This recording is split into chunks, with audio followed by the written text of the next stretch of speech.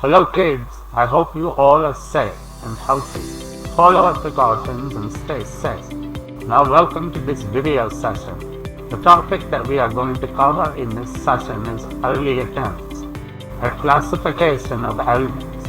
There are 118 elements known at present, and it is very difficult to study the properties of all these elements separately.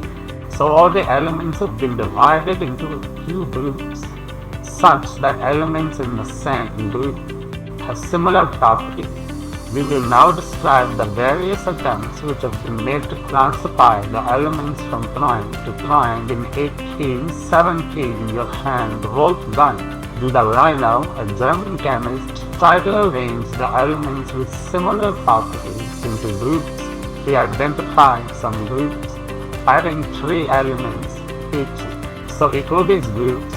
Triads Jubilina showed that when the 3 elements in a triad were written in the order of increasing atomic masses, the atomic mass of the middle element was roughly the average of the atomic masses of the other 2 elements.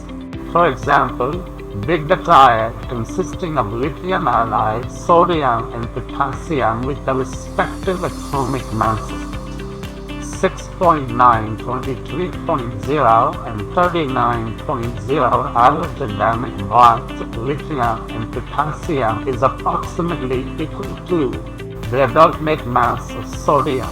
You will find that groups B and C come to bi-linear triads.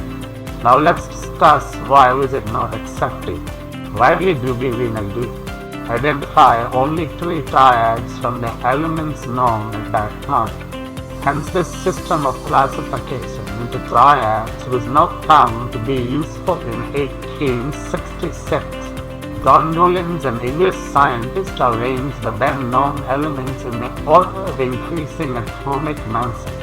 He started with the element having the lowest atomic mass, hydrogen, and ended at rhodium, which was the 56th element. He found that every 8 element had properties similar to that of the first. He compared this to the octaves found in music. Therefore, he called it the law of octave. It is known as Newland's law of octaves and Newland's octave. The properties of lithium and sodium were found to be the same. Sodium is the 8th element after lithium. Similarly, beryllium and magnesium resemble each other. We will now discuss the drawbacks of Newland's law of octaves. It was found that the law of octaves was applicable only to calcium. Every 8 element did not possess properties similar to that of it was assumed by Newlands that only 56 elements existed in nature and normal elements would be discovered in the future. But later on, several new elements were discovered. But these did not fit into the law of octane tree in order to fit elements into its table. Newlands adjusted the elements in those C, but also put some unlike elements under the same slot.